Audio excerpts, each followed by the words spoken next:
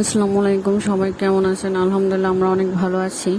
অনেক দিনের প্ল্যান ছিল যে আপুরা যখন আমাদের বাসায় বেড়াতে আসবে তখন আমরা পিকনিক করব। সো পিকনিক শুরু হয়ে গেল। এই যে আমাদের বাবুর্চি একটু বাইরে গেছে, তার আসতে দেরি হওয়ার জন্য আমরা 3 বোনই রান্না বসিয়ে দিলাম। আলহামদুলিল্লাহ আমরা ভালোই পারতেছিলাম।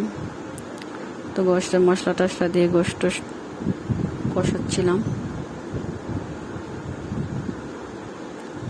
আপু নাড়তেছিল, আপু নাড়তে পারছিল না।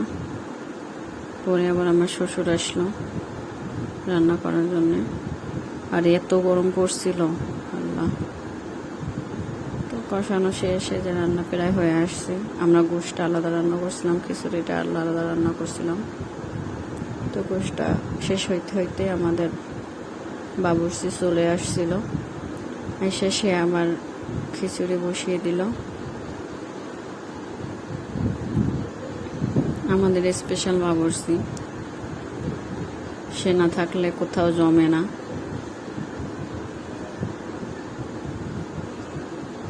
অলরেডি হয়ে আসছে খিচুড়ি, হয়ে গেছে।